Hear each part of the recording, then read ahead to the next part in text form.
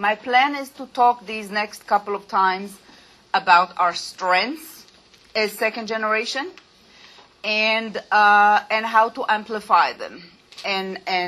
So today a little bit more generally, and next time really in terms of particular ways in which we enhance these things with people in therapy and in training for resilience, which we do with various groups, whether it's in the Army and in different places. We do resilience training. And so I would like to bring some of those things here. So I would like to start by saying that, there are individuals or groups of people that have strengths and vulnerabilities. I mean, everybody has strengths and vulnerabilities, but some people and some groups have strengths and vulnerabilities that are very different. For example, we can talk about the schizoid personality. Everybody here knows somebody like that. It's usually your banker or your accountant or someone like that who is very, very good with numbers, with what they do, with their intellectual pursuit or their professional pursuit, but they're really not so good interpersonally. They really are very awkward interpersonally. They don't know what to do. They're not good in those fields. So they have incredible intellectual strengths, and then they have social vulnerabilities or liabilities or whatever you want to call them, deficits, yes? And they're very different. Now, our group is unique, or the strengths that we have are unique in the sense that they are one and the same as our liabilities or vulnerabilities. So it's the same trait that can be our liability and our strength, like the two sides of the same coin. It's not different things.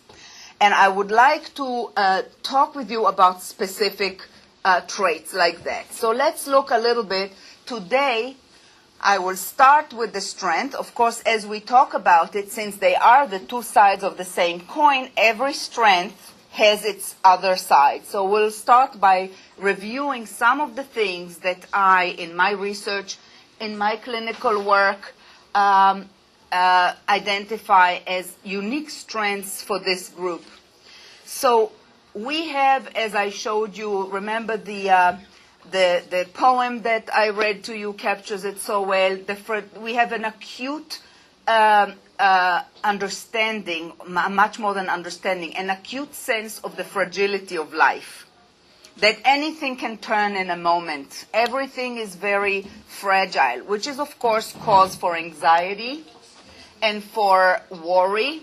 It is a cause for worry and for anxiety, but it is also, and all of the things that I say to you are also seen in empirical studies when we really go and look at these things in depth in big samples.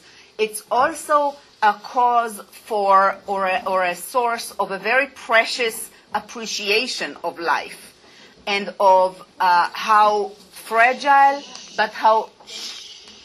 So it is also a very, like all things that I think I mentioned to you when I said, with post-traumatic symptoms, which are things we covered in the past, we also see, in fact, a very curious phenomenon, if you like, but it is a true and very understandable phenomenon. If you think about it, we also see the higher the post-traumatic stress symptoms, the higher is what we call post-traumatic growth. So actually, people who come out of very terrible situations, whether it's POWs in the American Army from past wars, Israeli POWs, we see that people, Holocaust survivors, of course, and others, there are people who come out of terrible situations, not in any way saying, oh, I'm glad that I went through it because it gave me A, B, and C good things. No, but nonetheless, they managed to take something very, very good out of it. Let me give you an example. Yesterday, it's a very fresh one, right? I have a patient who is from the Orthodox community, and he was severely and repeatedly molested as a kid in yeshiva. And he never could talk about it. He never told anybody. For 30 years, he had kept it a secret.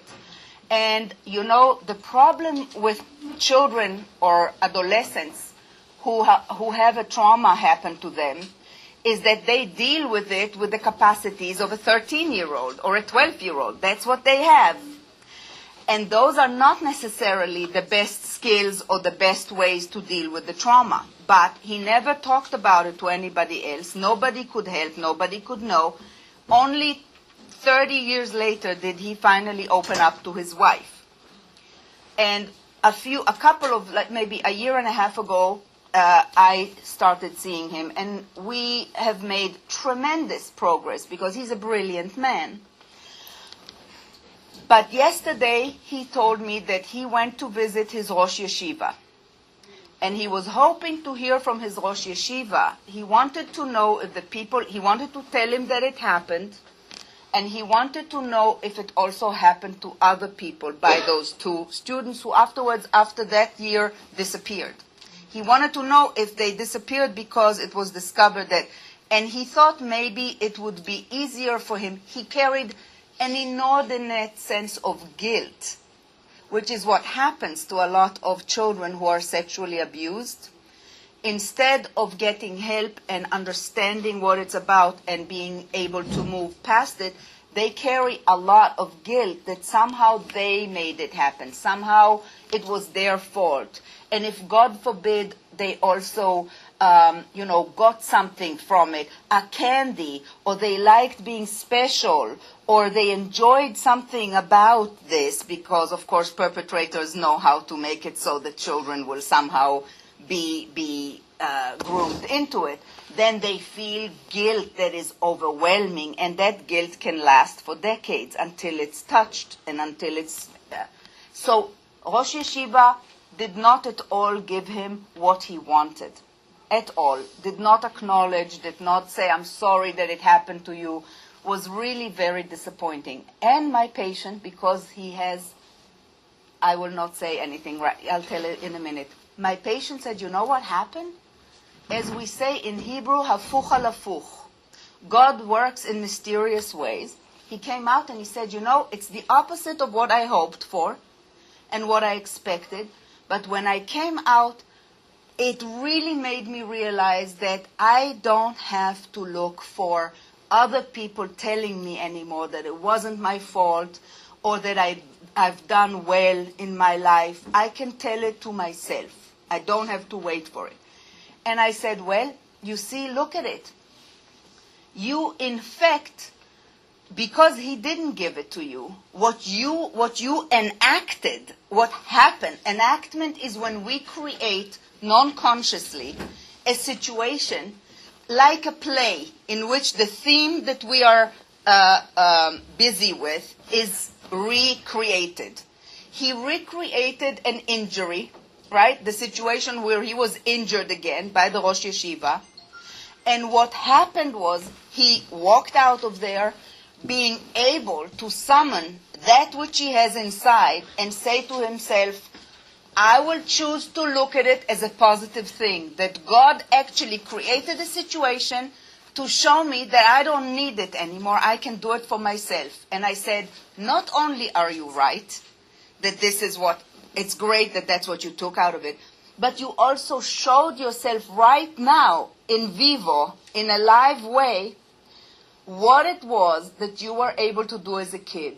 You had inside of you the resilience and the character that allowed you to take the injury, the horrible feelings that you had about yourself, the guilt, and say to yourself, I will become as good as I can, and I will achieve as much as I can, and I will try to be the best teacher that I can be to other young people in a way that will protect them, and that's what you are able to do then with that injury, and that's what you were able to do yesterday with this injury, to somehow find in it something, instead of coming out angry, disappointed, bitter, upset. He came out feeling, okay, then I can do it for myself. I don't need to wait for it. Right? Empowered.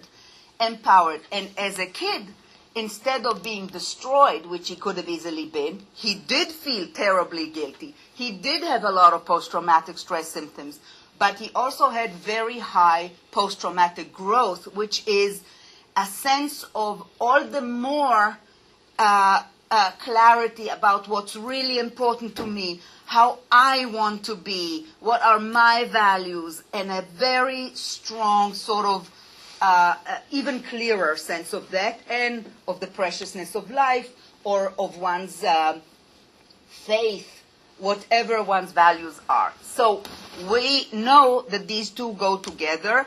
The post-traumatic symptoms we talked about, we certainly as a group have an elevated level of post-traumatic symptoms, especially all as a group. We have more than other people who are the children of non-Holocaust-related individuals. Pretty much most of us have more. Those of us who had parents who had persistent post-traumatic stress symptoms throughout their lives, because some parents healed.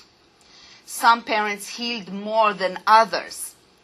Those parents who did not heal very well, who carried their post-traumatic symptoms throughout their lives, their children have post-traumatic symptoms at clinical levels. Yes? Which is understandable. You grow up with a person who has post-traumatic stress symptoms. We see it all over the globe, whatever population. If the parent has post-traumatic symptoms, children tend to get it. Not all of them, but a very high proportion. So we have also that post-traumatic growth that goes with it, that preciousness of life, that sense of our values and those things. The next thing that I put down there is what we call hardening or stealing. The capacity to work very hard, the capacity to postpone gratification, the capacity to not whine, the capacity to do what it needs to be, whatever you need to do to get whatever it is done, you can do it without, oh no, this is too difficult, oh no, I can't do it. That hardening which the survivors had, which allowed them to work as hard as most of them did to rebuild themselves. Many of them worked long hours, many of them worked 2 and 3 jobs. Of course, there was the other side of it, that they weren't available, that they were hardening has the other side of it. If we are hardened, in order to harden ourselves, we have to ignore our own tiredness, our own pain, our own backache, our own whatever it is that we are suffering if we worked so hard at something. In order to be hardened like that, we have to be able to ignore those aches, ignore the pain, physical and emotional, and just push through because we're going to get it done. As a result, what we see now in children of survivors, us, who are reaching middle age and into it, we see that we have a higher level, as I mentioned last time, of somatic problems, all kinds of physiological problems as we reach middle age and into it. And sometimes, it's possible, there are various hypotheses about it. Some of it is possibly, especially those who were born early after the end of the war, to parents who were still just healing physiologically from starvation and from all of that, as well as psychologically. There is a possibility that there was an impact in pregnancy on the children because of elevated stress hormones and all of the stuff that's associated with that, and the after effects of starvation. As a result, we have a higher prevalence of diabetes, a higher prevalence of a few other things that might be related to that sort of what we call fetal programming in utero because of those things. However, there is also a possibility that because we are stoic, because we don't pay attention to this ache and that little mole and that little itch, that we don't pay attention in time to the beginning of a problem, and then you get to middle age and you didn't pay attention to all of these things, all of a sudden they're a bigger problem. So everything in that way, right now I'm just going to sort of describe the two sides of the coin, yes? So in the hardening, the other aspect of hardening, which we experience to some extent as the children of our parents who had this hardening, the capacity to do whatever they needed to do, no matter how hard it was, no matter if they didn't sleep at night because sleep was disturbed, no matter what. They got up in the morning, they went to work, they did what they needed to do. But if you have to ignore your own tiredness and your own aches and pains and your own emotional distress, then you also often are not very tolerant or not very sensitive to other people's or your children's aches and pains and developmental, crises and problems and all of that. So there's a certain stoicism, which means also a certain lack of attunement and lack of responsivity to the problems and the whininess of your child when they have an issue. You don't have empathy for yourself, and you don't have empathy for other people as well. So that's the downside of it. However, hardening is a tremendous aspect of resilience, yes? And that's what I'm trying to emphasize. Self-denial, we almost have, let me say, before self-denial, let me give you another little one. I mentioned before anxiety.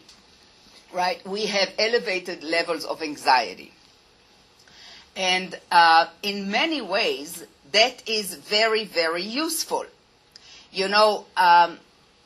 I have a hard time sometimes tolerating mistakes that people make. I have a hard time. Why? Because I have an elevated level of anxiety, and I scan everything all the time for what can happen. So I can see that if you walk this way with your bag hanging like that way, it will touch that thing and it will fall and it will break. I can see it. So then when it happens, I get annoyed. Right? So it's very useful because we're scanning all the time. And we are scanning 5 steps ahead of time. We know that if you do that and if you do that and if you do that, you know that. If you go in the bus and the bus will be late and you won't have water on you and you won't have a vomit bag, which I always have in my purse, and the bus will have a problem and you might vomit and you won't have... we think a lot ahead. And when other people don't, we're like, really? So it's very, very useful. I always say, that we have, and that is true, people who are like that, have a preparedness for things going not well, for what can happen. And that's a very useful thing. I'm a very useful person to have around when it comes to these matters. But it's also something that detracts from one's ability to just relax and take it easy. Enjoy the here and now and not think about, so you better take a sweater and you better do that, and if you didn't do this, do that, and then and that, and thinking ahead like that detracts from relaxing, enjoying the moment, being in the here and now, and not thinking about all the alternative 3 scripts that can happen and preparing for that. So it's like an alarm system that is continuously working. Now, the funny thing about it, even more, is that in order to relax to the extent that we can relax, we need a certain level of anxiety.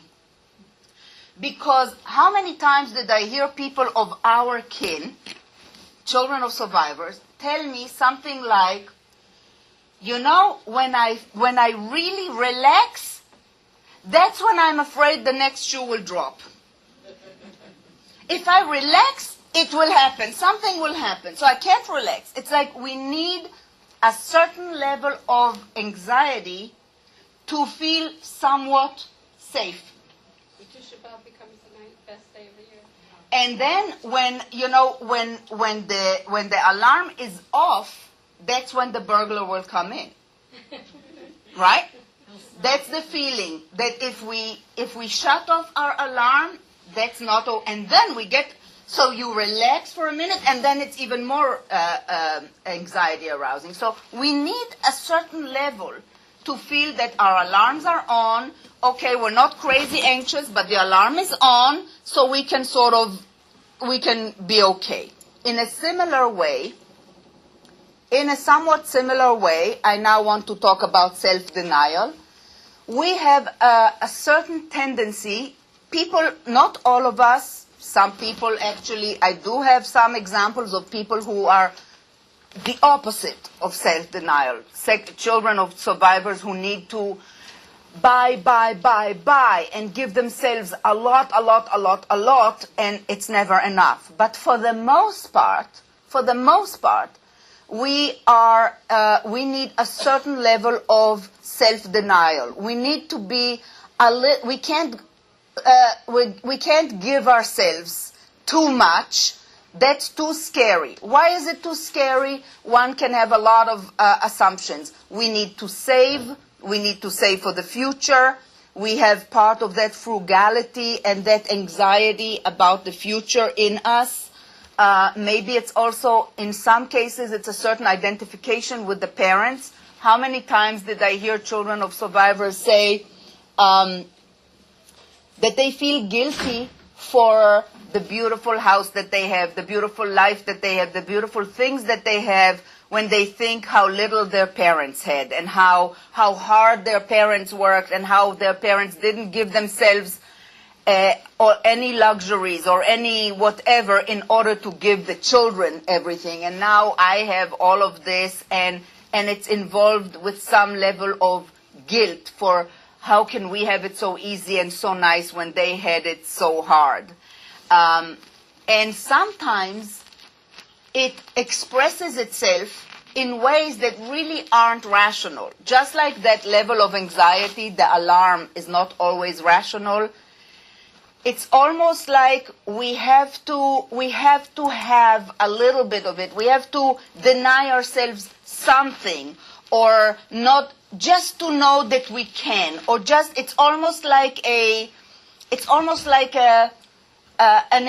inner little sacrifice on our altar of the identification with our parents. Yes?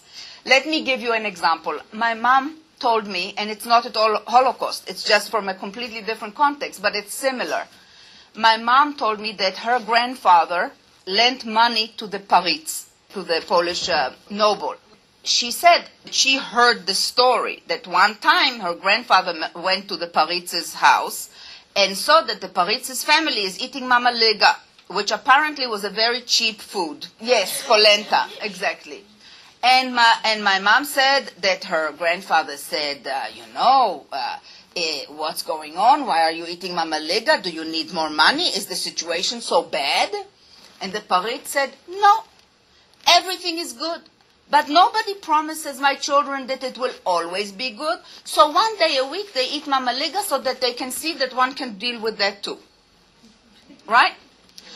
And we have an internal sort of thing kind of like that. Even though there is a certain need on many levels to know that we can do without, that we either identify with them, or we feel guilty that we have more, or we want to prove to ourselves that we can do without. There are many manifestations for it. The problem is that it's okay with us. What we do with ourselves is fine, but sometimes what I see are couples where the other spouse is not a child of survivors and does not understand this behavior, and when the husband is, let's say, a successful commercial real estate dealer, and he has a lot of success, and they live very well, and he has these, what appears to her, these occasional irrational things about spending some little money about something, relatively speaking. And she's like, what is that? I mean, where is that stingy? It's stingy. It's not pleasant. He has the money. I know we have the money. Why is he making it so difficult for me or for the children in these petty ways? So that's the downside. But the self-denial itself is, of course, potentially also a good thing because of obvious reasons. So, okay, some more strengths. I like this one. We are very, very resourceful. As my patient said to me, I can make a meal from dust. I can too. We are very resourceful. We can take this and that and this and that and make something out of nothing. A lot of us can do that in many different ways. And we can make things work. We can take a situation, not just dust or I don't know, whatever it is that's in the pantry and make a nice meal from it, but also in terms of life situations. We can have a situation at our hands that's far from optimal, and we will somehow make it work. We will make it work. The upside of it is unbelievable because it is an incredible asset and an incredible strength to have in situations where you have no escape. If you have a child with special needs and you need to take on the entire educational system and the whatnot and the school superintendent and I don't know what in order to get for your child what your child needs, then a child of survivors will get their child what nobody else can get their child. Yes? If you have a sick spouse, if you have a sick parent, if you have to make a difficult situation work, a situation from which you have no escape, you have to make it work, then it's an inordinate resource. Combined, of course, with the other things that I said before, the hardening and all of those things, because nothing is too difficult and you will get it done. The downside of it is that when the same I will make it work no matter what is applied to situations where you actually should have let go and left, then it's not so good. You know, not every terrible job and terrible boss is something that you need to make work. Sometimes you need to leave. Same is about some marriages. Not every marriage is worth saving at every cost and for no matter how long. Sometimes you need to leave. And when you can't separate those situations in your mind, when your way of responding is automatically dictated by these things inside, which we'll talk a little bit more about, if you have no insight to it, you have no control of it. You can't calibrate it. And the point is, like I said, that the same thing can be a strength or a liability. If you don't know it about yourself, it's harder to see and to think, wait a second, right now here in this situation, should I stay or should I leave? Should I put my all to making it work or should I not? Right? To make it more of a conscious decision. Another strength, which is particularly true for women, but not only for women, but definitely very much so, I see it in women. Children of survivors grew up learning to put other people's needs ahead of their own. It is a very powerful empirical finding. I mean, we see it in many, many different large samples in different studies in different countries. It's a very strong, by the way, not just children of Holocaust survivors. Now that we know about it from children of Holocaust survivors, we also see it in children of other groups that have massive traumatic experiences. And one of the researchers, actually a group that looked at the children of survivors of the Khmer Rouge in Cambodia, you know, people who suffered through, there was a genocide in Cambodia in the mid-70s. Children of people who survived that have the same types of behavior, the same types of mechanisms. So So and he said that, he put it very beautifully, Dead Survivors. He said, when parents have suffered greatly, I'm paraphrasing it, but he essentially said, when parents suffered greatly, they instill in their children an inordinate concern for their emotional well-being. And that's really, it really captures it. So children of survivors grew up with this very deep sense of needing to put their own needs behind the needs of the parents. What the parent needed was more important, or if the parent was not able to be in the place where we wanted them to be, that was okay. We learned to sort of hold back our own needs sometimes because we knew that our parents suffered so much, our parents were dealing with so much, our parents were working so hard, and so forth. As a result, what you see in children, especially in women, because of the fact that gender interacts with a lot of things in growing up. It affects boys and girls different. Boys and girls respond differently to the same circumstances, to the same all kinds of things, just because we socialize them differently. So girls, we see a great difficulty allowing themselves to put all their talents and all of their abilities in the service of their own career, their own direction, their own needs. The same woman can be the person who actually runs the school or runs the company that she's working at. However, she will not be the person who also has the job description and the commensurate salary that go with it. She'll just be the secretary. But everybody knows she's actually running the show, but she can't somehow be that person who has all these skills and talents and also somehow manages to put herself in a position where she will be called the assistant director or the director or something like that and be paid accordingly. She'll be the secretary with a very small salary, relatively speaking, relative to what she's actually doing. Why? Because the same deeply ingrained feeling that we can put all of our talents and all of our abilities, and there are a lot of them in this group, in the service of somebody else's needs, that's okay. But in the service of our own needs, that's scary. That's scary, especially for women in this group, because following their own needs was always a problem for children of survivors and for women in particular, because following your own needs and your own, your own motivation, your own ambition meant doing things that the parents said, what, you want to go to college far away? Why? Why can't you go to the college right here? What, you want to do this and that? No, that's too much. In other groups, that's a very powerful motivation.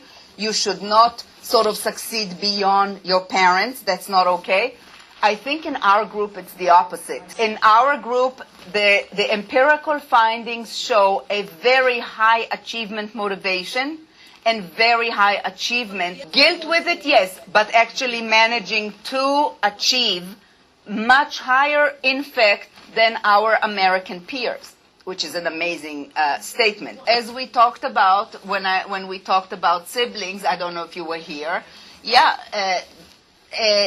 the co-construction, as we call it, we each co-construct our identity in the sense that we participate in its construction based on our features and what is being sort of projected on us.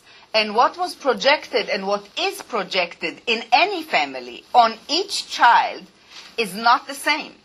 Is not the same. This one is a boy, this one is a girl, this one looks like Tante Manya and how I feel about Tante Manya, and this one looks like Uncle Moishe and I like Uncle Moishe.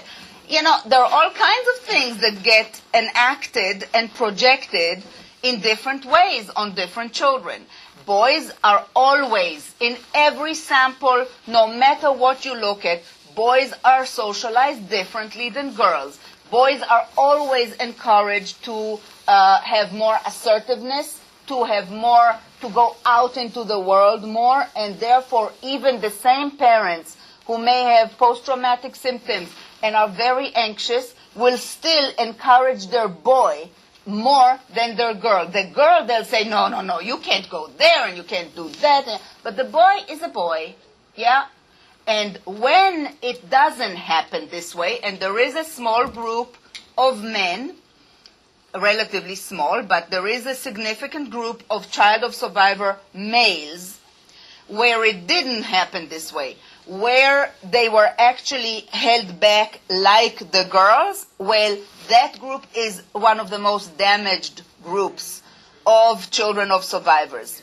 Because in a girl, it's more acceptable if she remained closer, if she didn't go away to college, if she didn't take that successful job because she needed to stay near her parents, she needed to take care.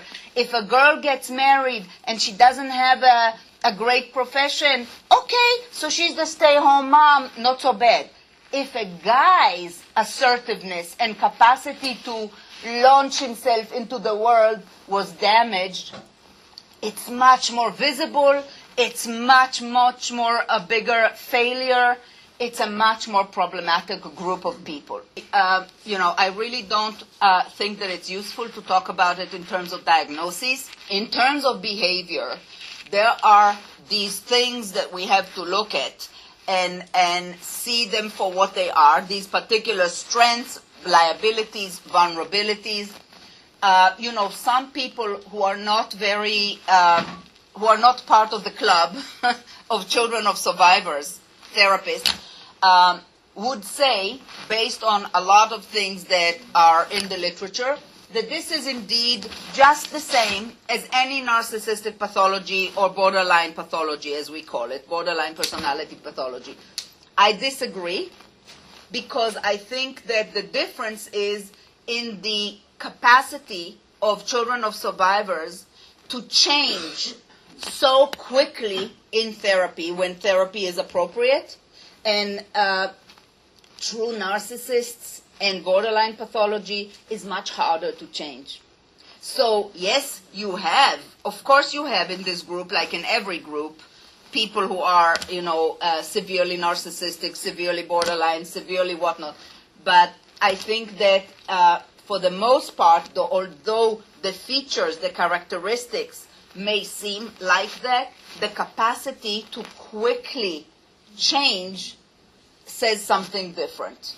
So, as I said, to work and to succeed in other people's service, that's a great strength. If you have somebody like this working as the secretary, working as the person underneath the boss to do things, that's a great asset. The downside of it is that person may have a very hard time connecting with their own. They have a very easy job connecting with their talents and their strengths if they have to put it in use for somebody else. But if you ask that same person about their talents and their strengths and in which way they might put it in the service of their own ambition or their own, promotion, they may find it very difficult to do. They just blank or they can't do it. They don't have the assertiveness to do it or the capacity to even know what they would like to do. Another thing that we have that is a very, very strong need and a very strong, asset is we have a very deep need to humanize the other, whoever the other is, because we are very intuitively and from very, very deep within us, we're very aware that dehumanization between people can happen only as long as you don't actually see the other person as an individual. And it's amazing. I'll go on a tangent here a little bit and tell you that, now we have neuroimaging techniques and they're unbelievable in terms of the new field of neuroscience that opened up to look at what happens in the brain while we are thinking or feeling or doing certain tasks that we were asked to do. So now it's non-intrusive. People just put little things on here. You don't have to go inside. And you can actually literally see what happens in the brain, which parts, how does it go from one place to another, what is going on in the brain when I'm asking you to think about your mother-in-law. So what we see is that, for example, there is a part in the brain, in the prefrontal cortex, which is specifically, it deals specifically with social cognitions, with thoughts and feelings about people. And when people are disgusting, for example, if we show people pictures of people that we make on purpose look disgusting, we call it neurodisgust. What happens is that when people evoke the feeling of disgust in another person, or when a person is judged by our brain, and this is really automatic processes that happen very quickly below the level, below the threshold of consciousness. These are processes, that as a species, we've been around for a long time. And there were times when the surrounding was very different than it is now. And there were predators, and there were big animals that run faster and have big claws and big teeth, and look at us. What are we in comparison to that? So what we developed is a brain that is very quick to pick on signs of danger.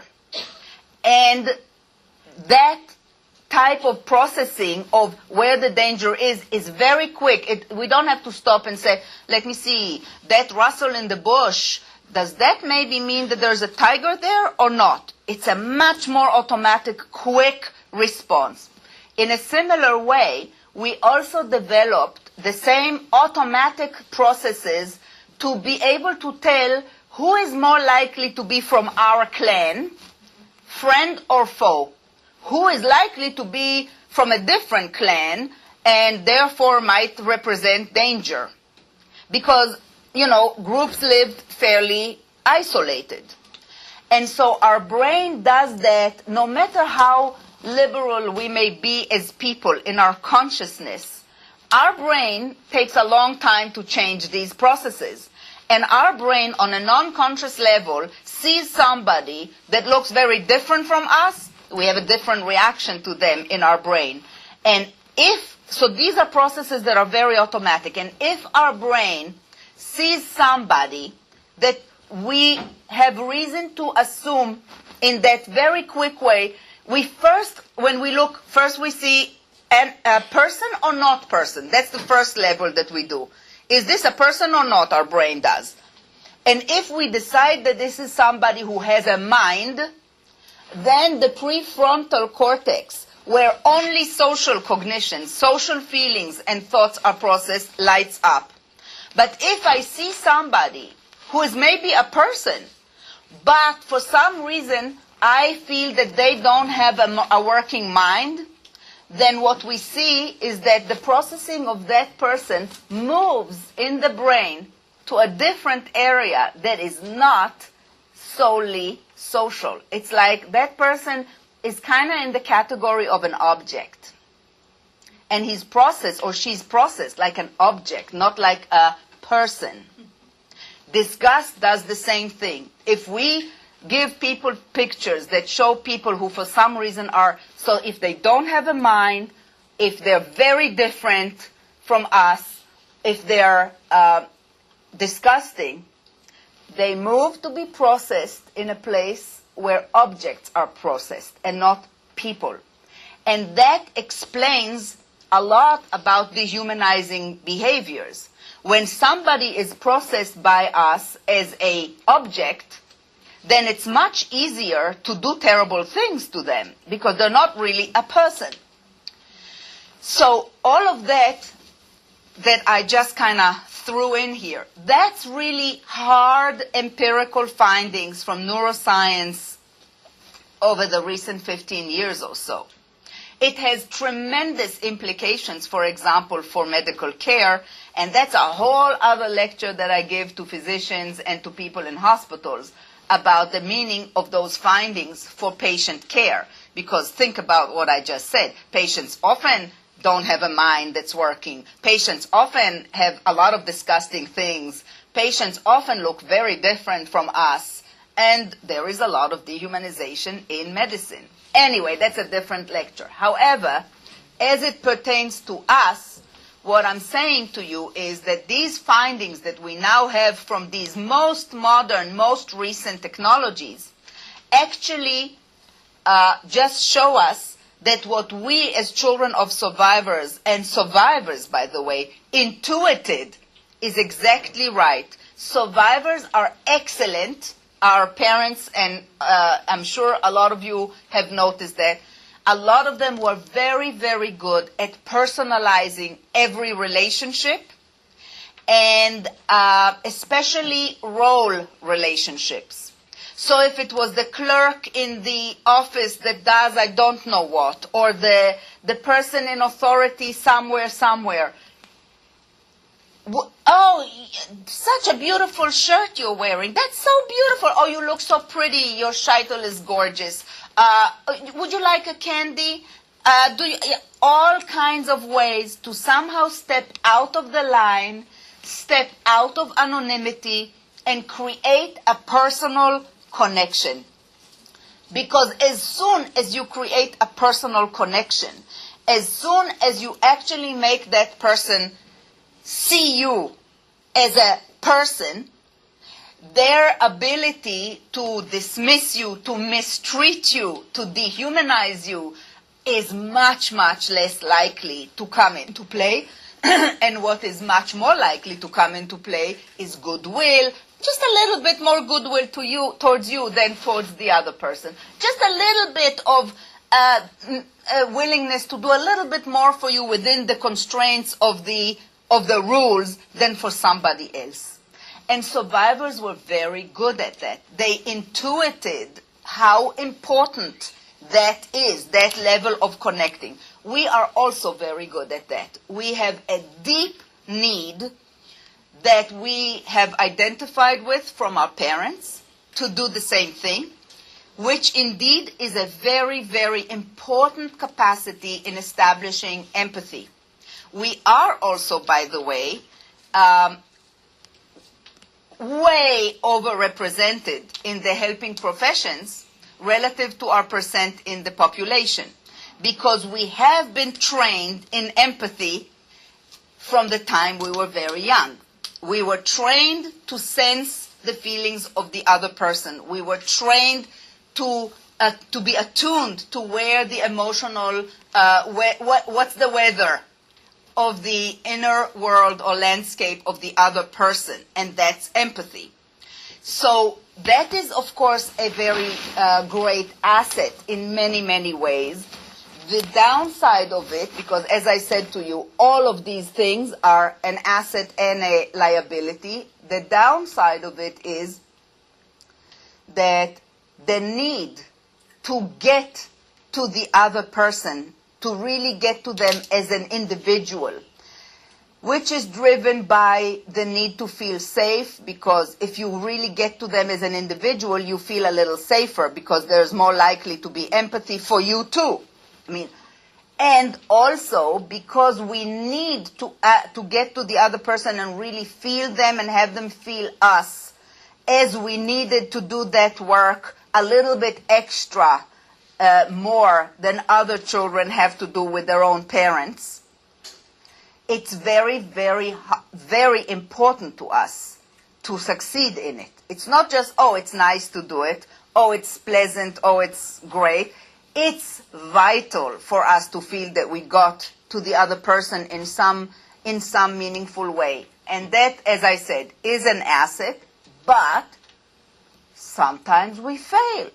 That's life. We can't get to anybody. We can't reach everybody. Sometimes we'll do our best, And some children of survivors will go through all kinds. There'll be all kinds of ways to do it. You know, humor and little and very personable things, and sometimes inappropriate ways, whichever way, but to get to the other person. And when some of them fail, when they think they failed or they really failed, the reaction to that failure can be very disproportionate.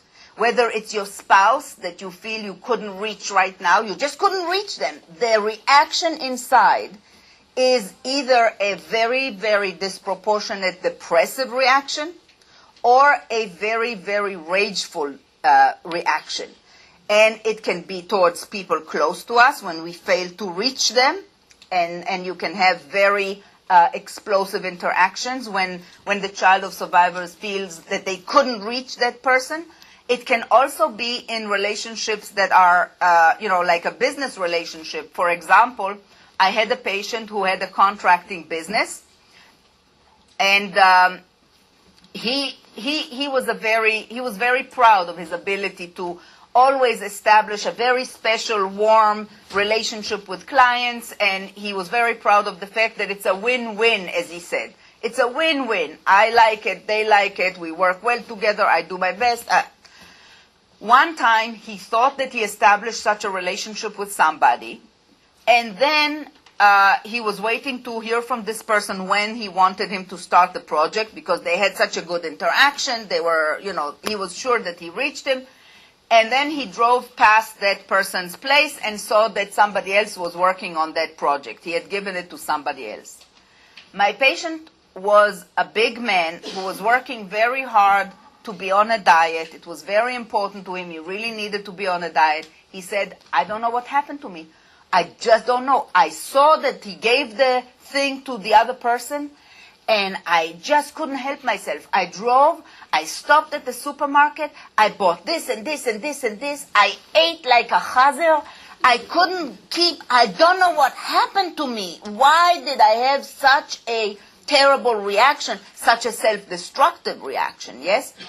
Because the sense of having failed at this thing was so much beyond, in its meaning, was so much beyond you lost a client. It was so much more meaningful. The psychological meaning of it and the reaction was completely not on the level of a business interaction. And that is something that we need to be aware of. We need to be aware of the fact that sometimes we won't get to some people, but it doesn't represent a mortal danger. Not because, because they're not the Nazi who's about to kill us, and they're also not the parents of a young child who's trying to reach the parents, and the parents are not available and not accessible, and the child feels terrible. That's where those reactions come from. Yes, there is definitely a group, and we see it. It's the group that was last to be talked about in the literature. It was just impossible. 20 years ago, it was impossible to do a study about it because it was such a loaded topic. But every time I gave a lecture somewhere, somebody would come after me, outside when I took like a couple of minutes out. I was an Israeli, I was smoking. So I'd go outside, have a cigarette, and somebody would, follow me outside and say, everybody talks about the Holocaust survivors who are overprotective and this and over this and over. Nobody talks about parents like mine who were so abusive and were so, difficult in really abusive ways. We do know that we see it now, for example, with veterans, we see it with other populations. People who have PTSD don't have good control over themselves sometimes, and a lot of them become violent at home. There is a huge problem of violence in the recently returning veteran families. There is a huge problem of violence in other populations. That's the tragedy of the cycle of parents having been traumatized and then traumatizing their own families, their spouses, their children. But that was the last, it took 20 years for us to first begin to talk about the Holocaust survivors. Before that, nobody could touch that topic. And then it took another 20 years until the 70s to start talking about the second generation. It was a taboo. And then we started talking about all kinds of things, but about that group, we only started actually talking about them in the literature and in studies in the early 2000s. It's so painful. And I just finished writing actually a draft of a paper that's going to publication where I did speak a little bit also about that group, saying that that group not only had to deal with all of the problems that children of survivors had to deal with, they had to deal with the abuse and the effects of abuse in the family, which is a whole other terrible thing. And they had to deal with the fact that they couldn't talk about it because they felt so guilty talking about their survivor parents who suffered so much and saying that they're abusive and that they treated them badly, and that if they did talk about it, people would hold them morally at fault for blaming the victims, or just wouldn't believe them because what? This nice person that we see, this nice whatever, you're telling us that they are like that at home? So they had all of that complexity to deal with. Or Nebuch, what can you expect? But for the child growing up with this parent, it's a very, very terrible thing. Yes. So definitely there was a group like that. And I can tell you that growing up, I knew somebody like that. My parents had a very good pair of friends that were survivors. He was a very handsome man and a very, very nice man and a very generous man. He succeeded early in business and he was a great philanthropist and he would help anybody that asked him. And he was funny and he was fun and he was the life of the party always and very nice for anybody to be with. However, in his own home, he would lose control, not just in his home. We had the chalbanim in Israel. We had the milkman that would bring the milk and put it by your door. So he kicked the milkman once because he punched the policeman, and he certainly beat up his daughters so bad that they would come running to my parents to hide. And definitely there were more than those people.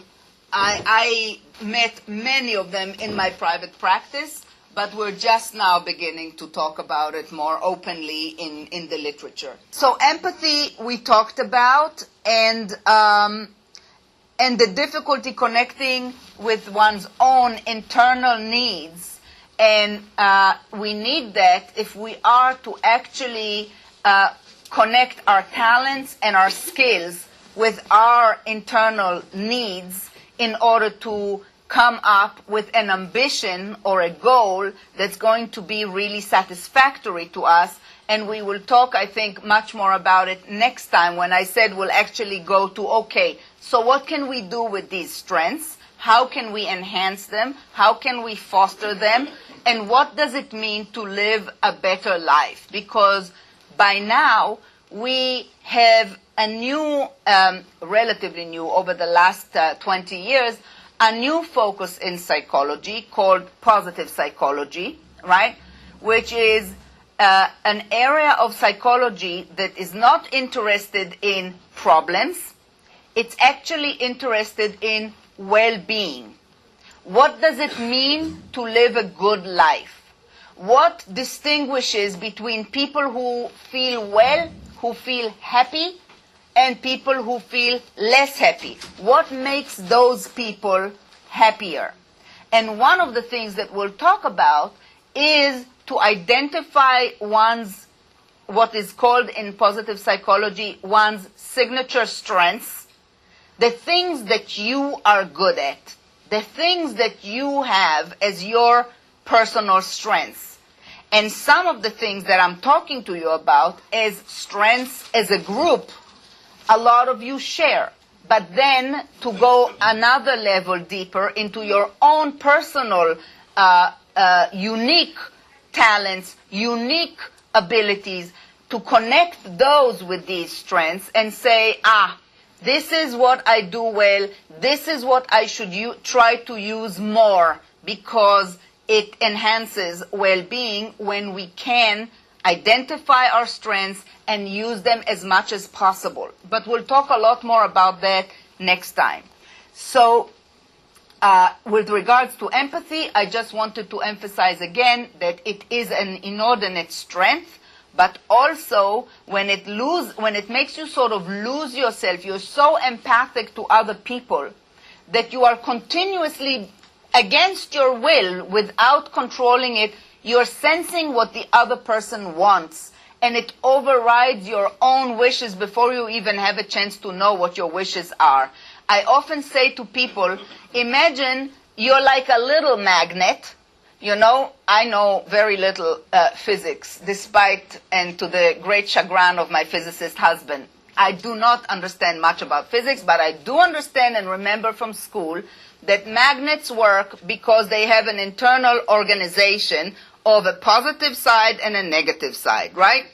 But when a small magnet is placed next to a very large magnet, it rearranges itself according to the big magnet, right?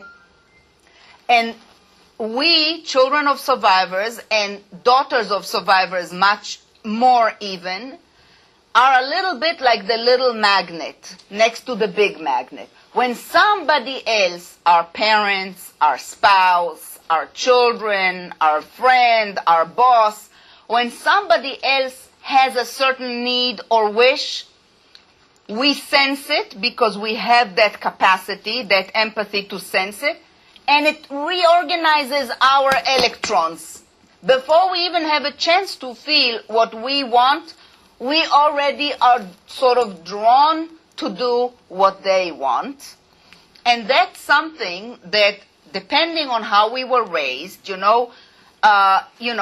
sometimes it becomes sort of consistent with one's values, like you're supposed to be very obliging, you're supposed to give, you're supposed to do. Okay, but where is the line? Where is the line? Where, how much? Where are you allowed to say, this is, I'm sorry, I can't do that. Or, no, I'm sorry, I know you would like this, but no, it doesn't work for me. When can you say that? And where are you allowed to say that? If you don't know when and where, the danger is that either you always surrender your needs to the other person's needs, which is not a good way to be happy. It's not a good way to have a high level of well-being. Or you do it, and then you blow up. You do it, and then you blow up. Right? Like I have a patient who said to me, my parents always said that I am like the best cow that gives a lot of milk, but once in a while kicks the bucket. Today, we will just take a short look at how do these things that we talked about, these strengths that are also liabilities, I'll just touch upon how they translate into our relationships, and we'll talk a lot more about it and about what to do to change that next time. So, how does it translate into our relationship? So, first of all, we all have to understand, children of survivors or not, that all of us react all the time from our past in the present. Our past is in every step we take. We come to be who we are by the context, the relational context that we grew up in. That's how we come to view ourselves. That's how we come to view ourselves in relationship. That's how we come to view what's lovable about us and what's not so lovable about us. And whatever we learned in a very specific relational context, meaning those particular parents that we had and the way that they were. And what we learned was very useful most of the times. We learned it because it was useful in that context. We learned not to do this and that because that doesn't get us a good response. and to do more and more of that. You know, when I was a student at Haifa University, I had to train rats in a very complicated experiment. They ran from the first room. There were 2 doors in their thing. There were 3 rooms in the box. No, it was like a box that was monitored. There was a first room with 2 doors, 2 rats. They had to come out of the doors at the same time, not one ahead of the other, run at the same pace, not one ahead of the other, together, and get into the other 2 doors together, not one ahead of the other, and only if they did that all correctly, and it was all electronically monitored, then they got a reward. Rats. It's really a very, very sophisticated model for cooperation in couples, actually, because what you see, sorry, but you see, what happens is, what do you see? You see all kinds of behaviors in the beginning. They learn, right? They learn, they do it, they learn. And then you see couples of rats where one, he just runs out the door, he runs the whole length of the box, and he runs through the door to get his reward, and he gets nothing because, you know what? He didn't pay attention to the other one. And then you see the other one who gets it, and he's like, okay, here is the alpha one. If I want to get my sugar water, he's an idiot. He doesn't know what he's doing. He's just running. So I'll never get the sugar water. I have to look and see where he is, and I will coordinate myself to him. So you see this other one, this one's running. This one is like, is he leaving? Is he leaving? Is he leaving? Oh, he's leaving. Okay. And he's like looking at him all the time as they're running and coordinating their pace. And then when they come to the other door, he's waiting a touch or going to make it together. And then they both get the reward. My professor said, you see, this is marriage. So what am I saying? The same happens also with children in a family. They learn what gets them the good response that they need and what doesn't get them good responses. They do more of the things that get them the good responses, and they do less of the thing that doesn't. Not only, though, and that's the important point, not only do they do less, but certain aspects of our personality get underdeveloped if they were not welcome in the relationship with the people that raised us. So if assertiveness was not welcome because it meant, look, I have a patient, she's a young girl, she's a 21-year-old, she lives at home, she's a student, she's a very anxious girl. Her mother has 2 other boys, one of them is special needs, has a very difficult life. Last week, the week before, the girl said, whenever I want to invite one person to come to my house, and I tell my mother says immediately, oh, the house is not clean. Oh, it's not really convenient today because there's this, there is that. And I know she has so much on her plate. I feel so guilty overburdening her and putting another thing on her plate. But at the same time, the parents are bringing the child to me to therapy because she's so anxious and so depressed about her social inability to handle her peers.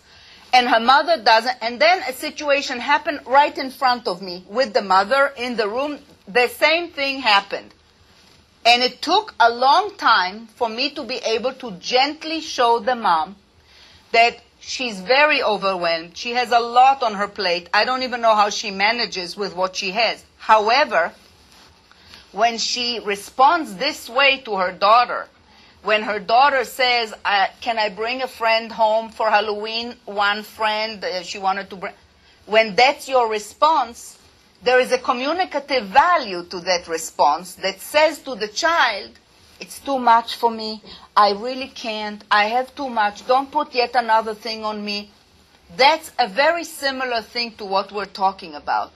And children learn what is too much. If to say to mama, I want to go on the school trip, and mom, because she's a Holocaust survivor, says, no, I don't want you to, I'll be so worried, I won't be able to sleep for 3 days until you come back home. Well, then, maybe you don't go because you feel guilty.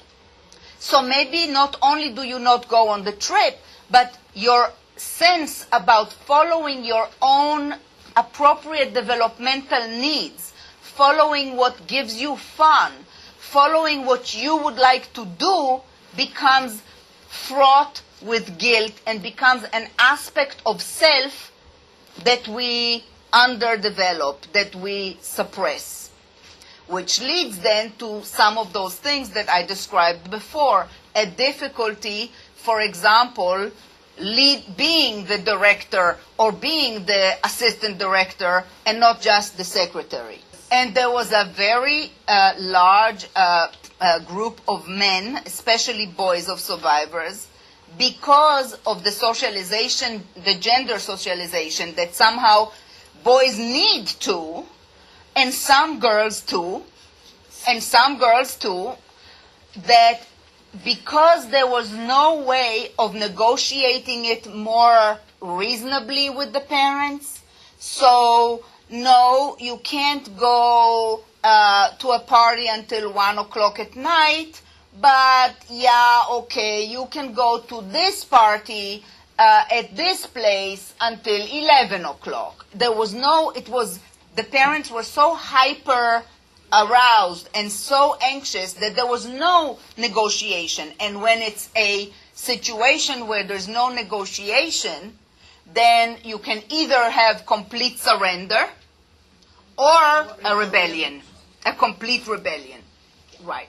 So all of these patterns that we are talking about now, so when I say we react from our past in our present, we react with these patterns every day unless we become aware of our hot buttons, unless we become aware of these patterns so that we can stop and think about it. It's what we call in some resilience training programs icebergs in the deep. And we'll talk about it next time. Meaning icebergs are these deep beliefs, deep patterns that have been ingrained in us very deeply. And we act upon them without thinking anymore. That's where we respond from. But what we can do is we can make those icebergs much more well known to us so that we can actually stop and reassess. Is it still relevant? Is it still meaningful to me? Is it appropriate for this new situation? Did I respond proportionately to the current here and now? Or did I respond because it's a trigger to that thing, that iceberg in the deep that I'm carrying with me? We are transmitting to the third generation. That's what the findings are definitely showing us, that there is transmission to the third generation.